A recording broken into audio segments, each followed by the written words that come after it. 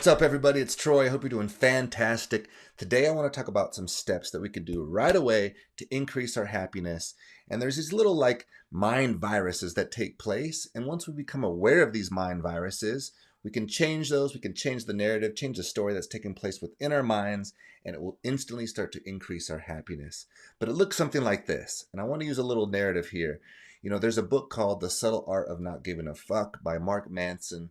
And if you haven't read it yet, I really encourage you to read it. It's a good, simple, short read with some powerful insights and takeaways. But one of the things Mark talks about in this book is how he was a blogger, like in the earlier days of blogging, where he made some decent money from it, enough to where he could travel around the world and go to these different countries, and he would blog while he was there. And I think he went to something like, let's say, 50 different countries. But what he learned through this process was that for each country that had a positive, there was usually an equal negative, or actually always an equal negative. So it might look something like this, right? Like you're in, Costa Rica or Puerto Rico, and the scenery is beautiful. There's this luscious greenery around you. But then there'd be a simple problem, like his toilet would get clogged, and the plumbing needed to get fixed. And he'd have to wait like 2 weeks to get the plumbing fixed. So, the slower pace was nice, and also maybe he didn't have internet in this place. So there's always an equal challenge to the benefit, right? Like even here in the United States where I'm at, there's a lot of freedom and opportunity to create things. And also there's a lot of, pressure, like economic pressure and cultural pressure and consumerism pressure and expenses, right? So there's always an equal balance. But what's the takeaway in that? The takeaway is we often spend so much of our time fantasizing that if we were somewhere else, if I was in this place, or if I lived in a different city, or if I were able to travel to this different country, I'd be so much happier. Or when that takes place, I'll be happier. It's like we reserve our happiness for that moment, right? And, in psychology, that's called cognitive dissonance. It's like looking at where you want to be and then where you actually are creates a distance between those two spaces. And that distance creates unhappiness, right? So there's also this thing that takes place where we are looking to create our ideal life, let's say. So we perceive that, when I create this business or when I have this new job or when I get my degree, that's when life will really open up for me. But we're creating the same type of process within our mind. And one of the things that we do is we give away the value and the experience by expressing just that. So it might look something like this. You might be working on something unique. Maybe you're taking some steps to actually work on that business or this new certification that you're excited about that can open a window into your career. But what we start to do is we give it away by telling others about it. So we start, saying oh, hey, yeah, I'm working on this thing. I'm working on this. I'm working on this. And we get little micro bites of it feels like we completed it, little micro bites of success as we share this, right? It sounds exciting when you're at the coffee bar with a friend telling them what you're working on, but we're actually giving away a lot of the potential excitement, passion, and happiness that can come with that experience by telling the story of it along the way.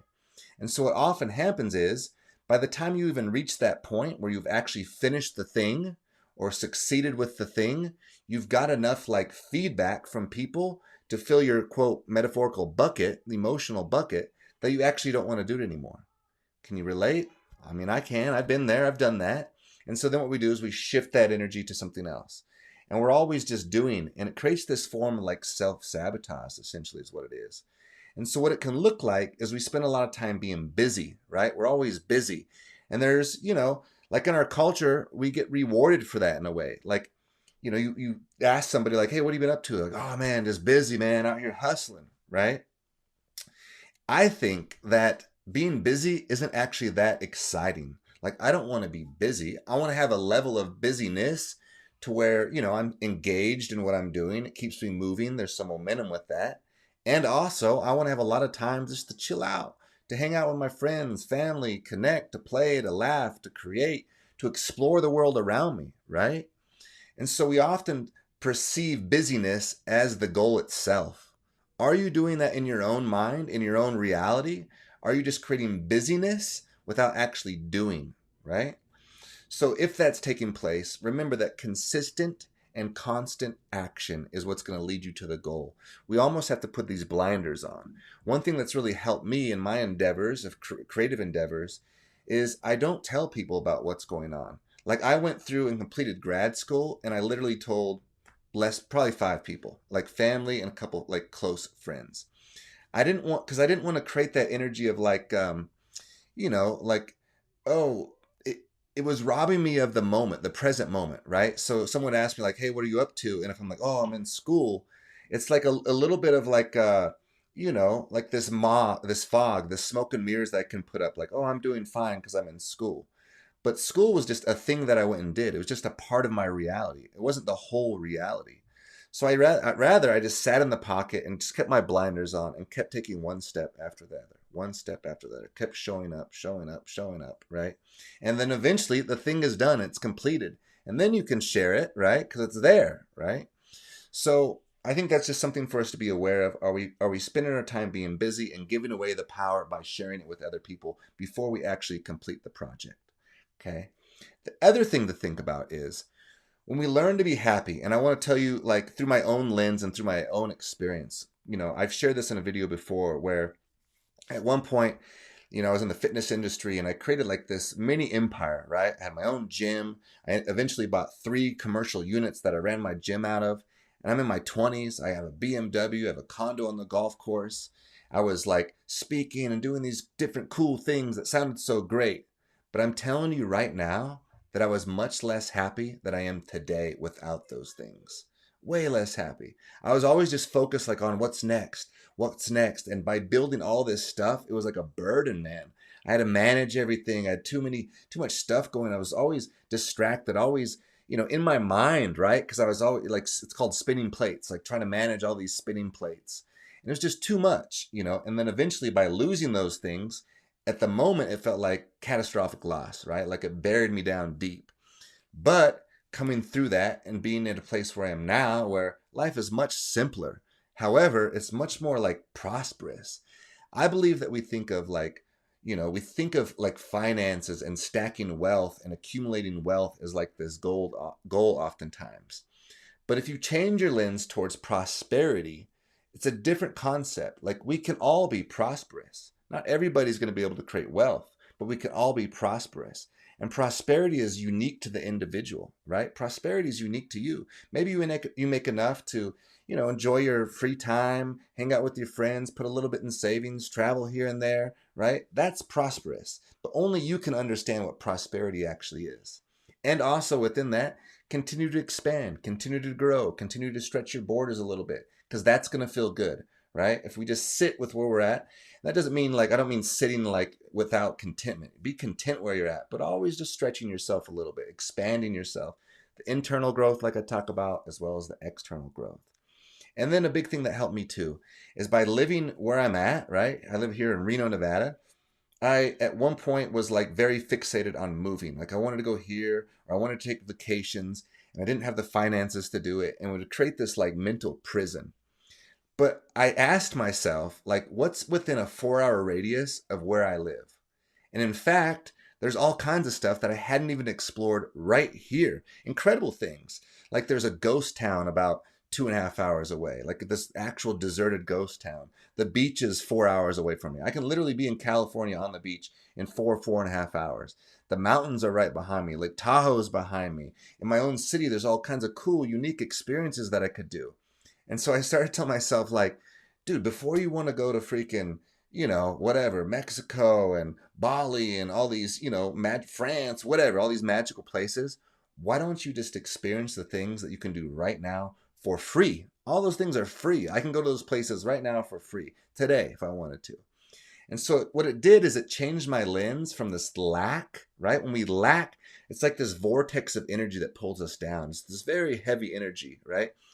And it starts to reflect back to us. I believe the universe starts to reflect back to us what we see. And so when I was in that mirror, right, because that's what's reflecting back to me, was lack, like lack of abundance. However, when I changed that to like, whoa, dude, like just sitting in my backyard, check out these trees, like these big, powerful trees. These trees have their own ecosystem. Like there's squirrels and birds and worms and all kinds of stuff, like literally an ecosystem within a tree. And just being kind of like fascinated on that, I started to see more of that, right? More abundance, more prosperity. And then that's what became in my vision. And then the universe began reflecting more of that back to me. And it's continuing. And I still have my moments, right? But it's continuing to reflect it back to me. So by learning to get happy right now, where you're at, and also the people that you have in your life. You probably have people, maybe some we need to move away from. That's okay, right? As you grow, that will be a natural process more than likely. And also, you probably have some pretty incredible people in your life. And the thing to do is just to send them love, to connect to them, to send out love, right? And again, that's why doing the silent time, the meditations, the internal healing work, because we've all been through stuff. We've had challenges in our life. We carry a lot of metaphorical heavy weight and also like literally energetic weight when we don't process those things. So by processing those emotions, by getting present in the moment, we become just that. We become present. And when you're present, you can absorb life. Energy can pull in towards you, right? Is this resonating with you guys? I hope so, man. Creating happiness is a beautiful thing, and I believe it's a conscious choice. We think that it's, and in doing this, we give away our power, right? When we give away like our happiness to something else, like this is the thing that's going to make me happy. Like think of it like I'm literally holding my own power right here. In that moment, I'm giving it away. Like this person, this relationship, when I get married, when I have kids, when I have this house, I'm giving it away, giving it away, giving it away. And so by reclaiming our power, right, we come back into ourselves. We understand who we are. We get present in the moment. And then life pulls in towards us because we're within our own power, within our own energy. And that's a beautiful thing. Gratitude is like a magnet, right? It really is. Gratitude pulls in life towards us. And that's what we want. We want to work with life, not against it. Work with life. So find things to be grateful for. One of the things that I do every morning is I sit down, I have a gratitude journal, and I write out 5 things that I'm grateful for. I write out what I'm grateful for and why I am grateful for it. So I'm grateful for this because of this. That's what it sounds like. And that's a good practice that you can do. And what I noticed is by doing that practice, rather than waking up in like this tense, almost like contracted state, as if I was getting ready for the universe to like collide into me, the world to collide into me, I started waking up more relaxed, open, excited, enthusiastic. So we can start with just a simple practice like that. Find 5 things that you're grateful for and keep doing that. I would challenge you to do it for 100 days. That might sound like a lot right now. Do it for 10 days. Start there. But doing it for 100 days can be really, really impactful. After you do it for 10 days, hit me back. Let me know in the comments. Reach out to me and let me know how that went for you, what it's changed and altered for you in your life. So I'm sending y'all so much love. Let's keep rolling. I'm doing these videos for us because we are in this journey together. Until next time, y'all. Peace.